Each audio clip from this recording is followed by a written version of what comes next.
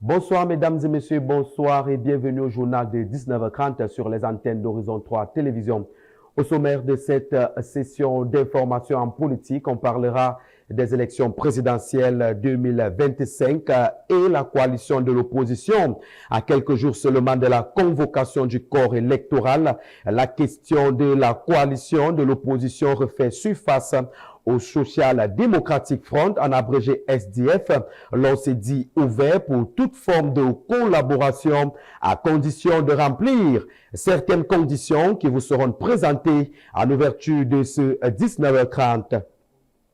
La journée de l'enfant africain se célèbre ce 16 juin 2025 dans un contexte où le taux d'enfants vivant dans des conditions précaires est fortement marqué par des violences de tout genre est de plus en plus élevé au Cameroun. Tout ceci sous le regard indifférent des pouvoirs publics. Le quotidien de ces enfants a retrouvé dans ce journal. Et puis en sport, football, MTN Elite 2, Play-off Up. L'Aigle Royal survole l'Avion Academy et s'installe en tête du tableau. C'est à l'issue de sa victoire enregistrée ce 15 juin 2024 au stade Bouna Moussadi sur le score de 2-0. El Pacha poursuit ainsi sa courbe ascendante sans défaite dans la compétition. Le film de cette rencontre a retrouvé au bas de cette session d'information, mesdames et messieurs. C'est tout pour le sommet de votre journal. Le développement juste après cette légère transition.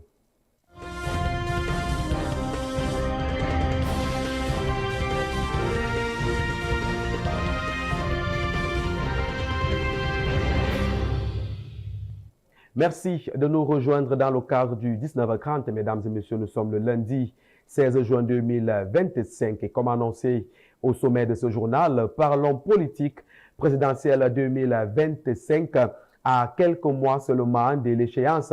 L'opinion publique continue de se questionner et avant la convocation du corps électoral, les questions autour de la coalition de l'opposition refait surface.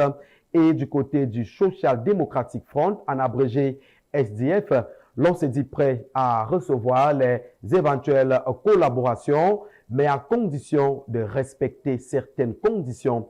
Découvrons justement ces conditions dans ce reportage qui signe pour nous David Zo.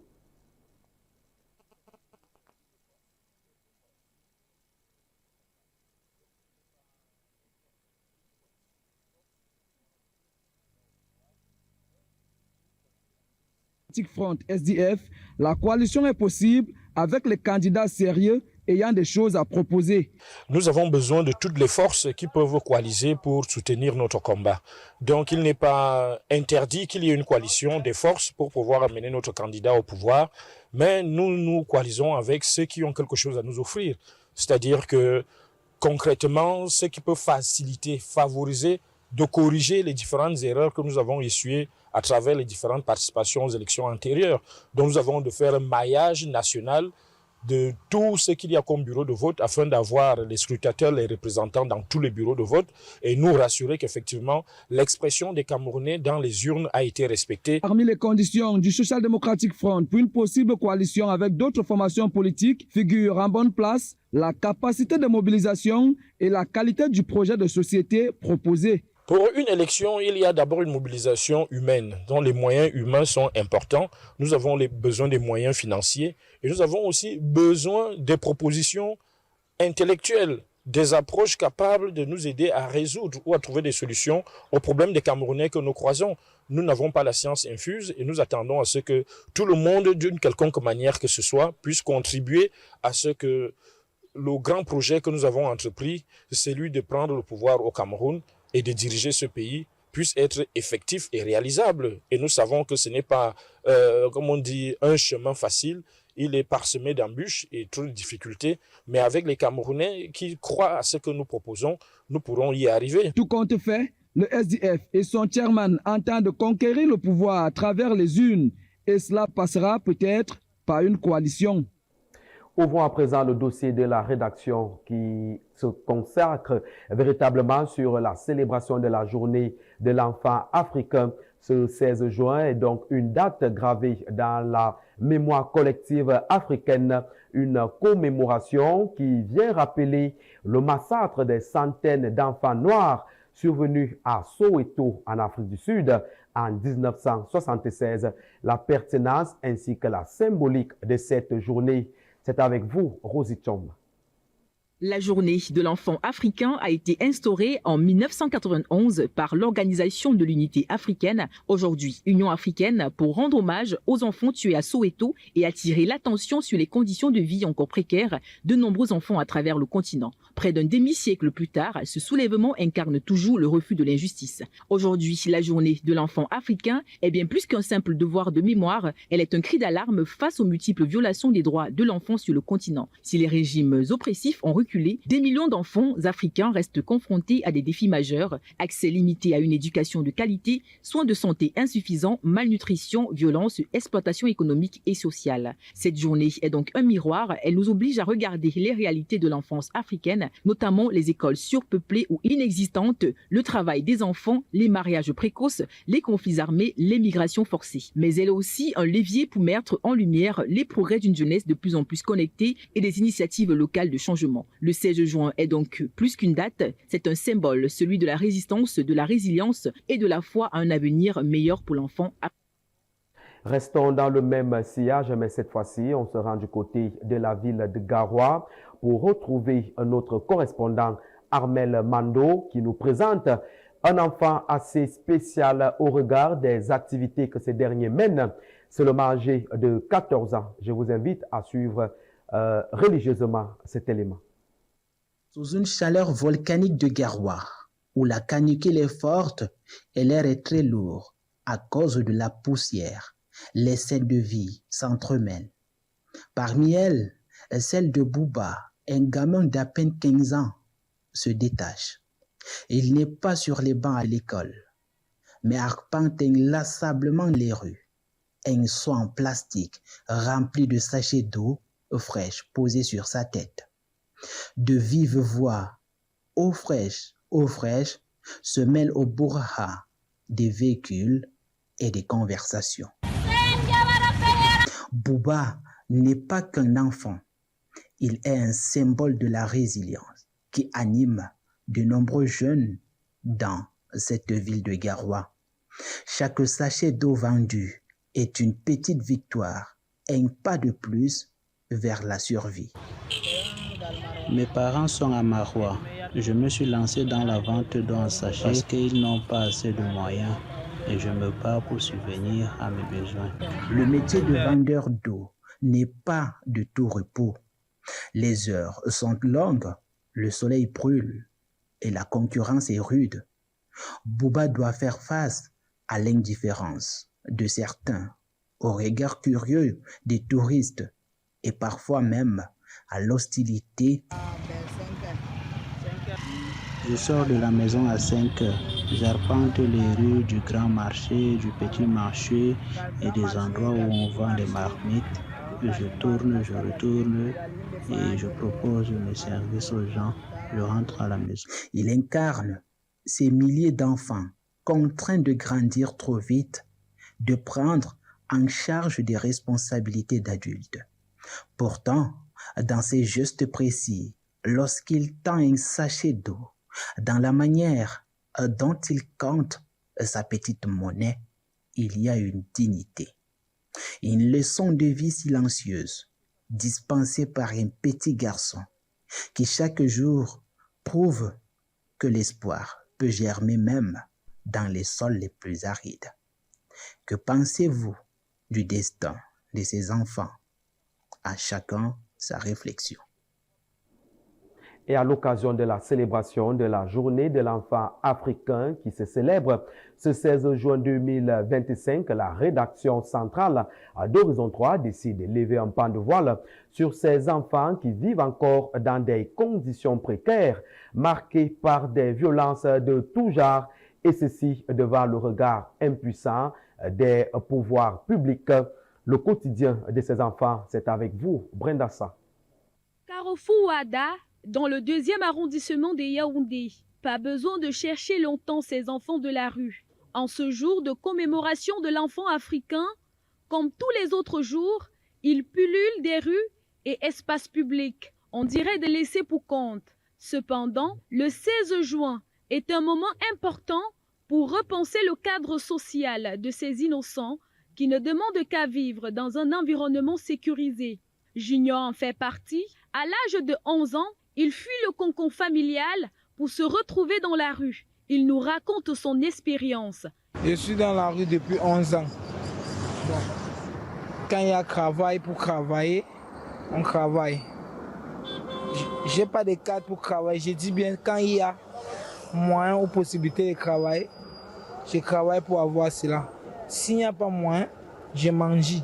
La galère, rencontrée par ses enfants, Junior n'est pas prêt de l'oublier. À son jeune âge, il conjugue avec intempéries, insécurité, grand banditisme et bien d'autres mots qui minent ce milieu. Ces enfants consacrés au centre-ville de Yaoundé vivent parfois de la mendicité, une situation qui plus tard les transforme en véritables cas sociaux. Toutefois, si l'on est tout de même en droit de se demander que faire le ministère des Affaires sociales. Toujours est-il qu'à chacun sa méthode de suivi.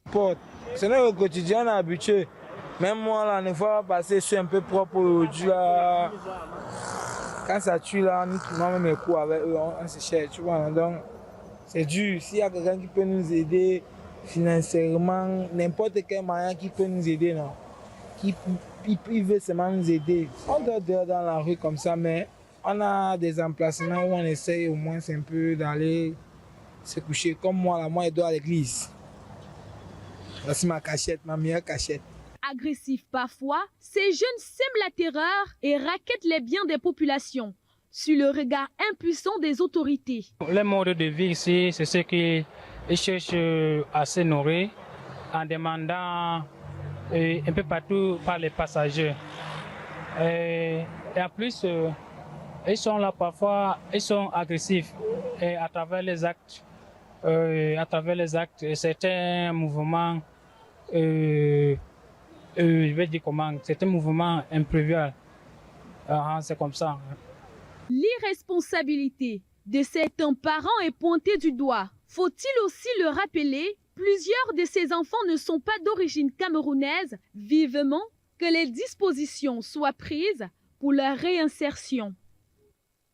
Et pourtant, les enfants sont les citoyens de demain et leur protection est essentielle pour bâtir un avenir meilleur.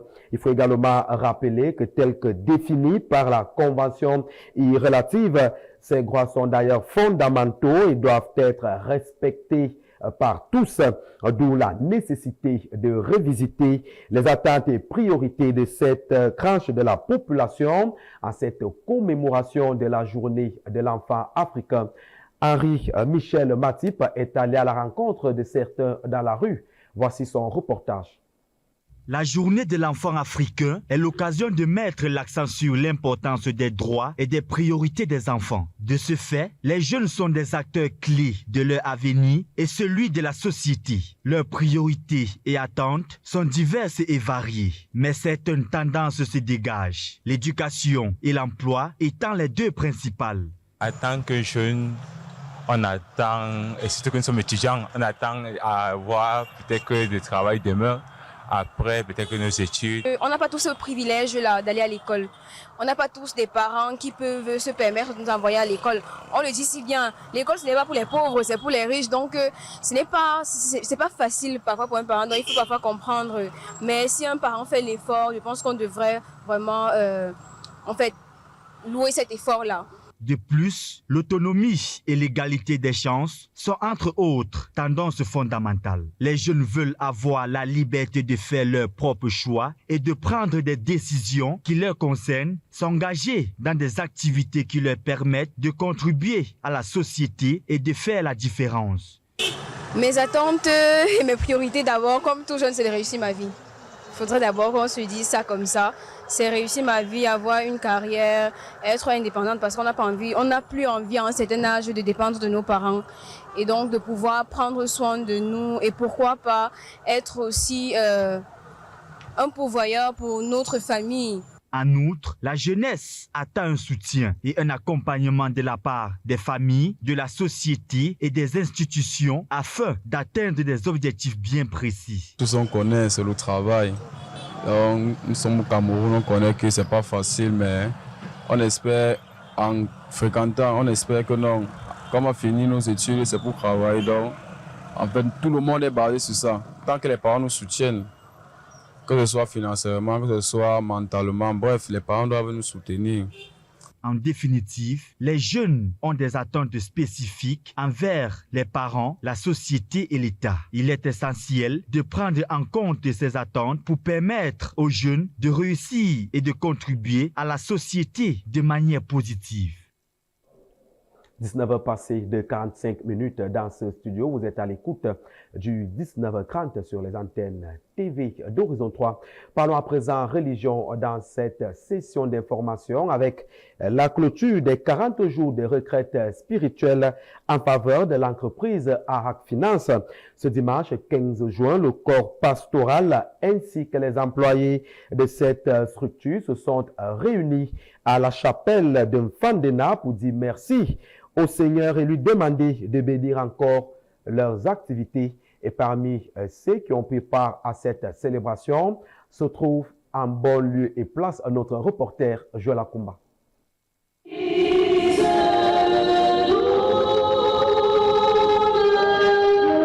Des louanges en l'honneur du Seigneur. Ce dimanche 15 juin 2025, les employés d'Arak Finance et fidèles de l'église adventiste du 7e jour sont rassemblés dans cette église afin de rendre grâce pour les 40 jours de retraite spirituelle. Il a permis que les enfants de toutes les agences qui sont ici au Cameroun soient en prière depuis et même acceptent de passer 40 jours de prière pour invoquer ton nom. Au cœur de ce culte spécial, deux mots-clés qui doivent régir les relations entre Arak Finance, ses clients, mais également ses partenaires. Et que nous pouvons retenir un partenariat réussi, c'est la confiance. Les amis, pour qu'un partenariat soit réussi, il faut la confiance. Le business ne commence pas par regarder les intérêts, par regarder l'argent, regarder ce que je vais gagner ou faire. Sinon, le business commence par la confiance. S'il n'y a pas de confiance, il n'y a pas de business, c'est terminé.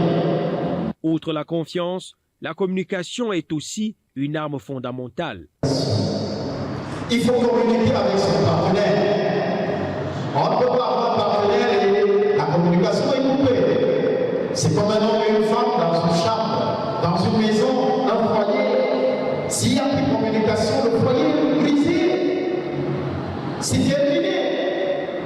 La communication est un élément important dans le partenariat. Il faut parler, il faut échanger pour que l'autre soit en confiance. En présence de Jean-Lambert Ndjina, directeur général d'Arak Finance, les célébrants tiennent à rappeler les bienfaits de la présence de tous ici. C'est une grande assemblée ici pour que ensemble nous puissions aider le mauvais étoile pour qu'ils visitent chacun de nous en tant qu'individu et surtout qu'ils visitent notre entreprise. C'est avec satisfaction que les employés d'Arak Finance ainsi que les célébrants de cette messe clôturent cet événement. Au milieu d'un monde plein de concurrence déloyale, nous croyons qu'il est bon pour nous de sceller un partenariat avec le Saint-Esprit.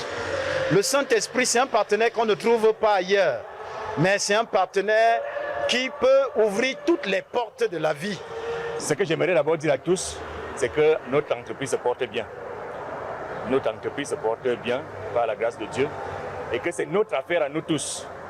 C'est parce que c'est notre affaire que nous sommes en train de chercher la face de Dieu qui dit si mon peuple sur qui invoque et invoque, si mon peuple sur qui est invoqué mon nom, s'humilie, recherche ma face, du haut de mon ciel, je l'exaucerai. Arak Finance se donne pour objectif de servir la nation camerounaise, de servir les peuples afin que chacun de nous soit un modèle pour que si chacun est en train de servir dignement, ça soit une bénédiction pour tous et pour chacun. Le moral haut et chargé d'ambition, le personnel se dit prêt à atteindre de nouveaux objectifs. Et en attendant justement d'atteindre ces objectifs, parlons sport à présent dans ce 19h30. Les Lions indomptables de volleyball poursuivent leur stage préparatoire en prélude au championnat du monde de la discipline. Et ce samedi 14 juin 2025, du côté du gymnase Johnson, elles ont reçu un important don en matériel. Dites-vous, David Zo. En stage de préparation pour les championnats du monde de volleyball dames Thaïlande 2025, les Lions indomptables de volleyball triple champion d'Afrique viennent de recevoir un important don constitué de 100 maillots et 100 ballons destinés à peaufiner leur préparation. Pour la fédération, ce don est une bouffée d'oxygène qui permettra aux Lions de travailler dans des conditions optimales. Je dis tout simplement merci à M. Yango qui a bien voulu accompagner le volleyball camerounais et spécifiquement l'équipe nationale de volleyball dames actuellement en stage. Nous souhaiterions que cette coopération ou bien ce partenariat puisse continuer. Vous savez, nous avons une politique assez large. Nous voulons ouvrir des centres de formation un peu partout, des écoles de formation. Et 100 ballons, c'est beaucoup. Pour ceux qui ne savent pas, un bon ballon de volleyball, c'est entre 40 et 60 000 francs. Donc, nous voulons lui redire merci. Et nous croyons que son geste participera de la qualité de nos entraînements. Il convient tout de même de noter que la Fédération camerounaise de volleyball version refondation portée par Julien Serge Abouem a convoqué 20 joueuses pour un premier stage préparatoire au championnat du monde de volleyball Thaïlande 2025. Mais en face, la réconciliation et son staff sont aussi en stage. Une situation malheureuse qui profite aux ennemis de la nation. Et toujours en sport, mais cette fois-ci en football. Comme annoncé au sommet de ce journal, on parle des Play-Off Up concernant la MTN Elite Tour. De ce côté, l'Aigle Royal a su voler face à l'équipe de l'Avion Academy. C'était ce dimanche 15 juin 2025 à l'occasion de la deuxième journée de cette compétition. Une victoire qui vient confirmer la courbe ascendante du club encore appelé El Pacha. Plus de précisions dans cet élément que nous propose Carnel Nguepi. Au stade de Bounabou-Sadi, ce dimanche 15 juin 2025, l'Aigle Royal de la Menoire a pris son envol avec autorité face à Avion FC Academy, s'imposant sur le score sans appel de 2-0 à l'occasion de la deuxième journée des Play-Off Up. Dominateurs dans le jeu et déterminés dans l'intention, les joueurs de l'Aigle n'ont laissé que peu d'oxygène à leur adversaire du jour. Un but contre son camp de Patrick Djibam a permis d'ouvrir le score avant qu'Eden Créole Imélé, dans un récital d'aisance et d'opportunisme, ne parachève l'œuvre par un second but plein de sang-froid, avec 2 victoires en 2 sorties, 4-2 contre Atlantique de Kribi, puis ce 2-0 maîtrisé, El Pacha prend les commandes du classement et affirme leur ambition dans cette course effrénée vers l'Elite One. Dans un duel aérien symbolique, l'Aigle a dominé l'avion, lui coupant les ailes avec élégance. La reconquête est bel et bien lancée. Belle envolée d'ailleurs pour l'Aigle Royal. Et c'est avec cette information, mesdames et messieurs, que nous mettons un thème à ce journal. De votre attention, merci. On se retrouve demain avec le même plaisir. D'ici à là, je vous laisse en compagnie de Bertrand Bika et de ses invités dans le cadre de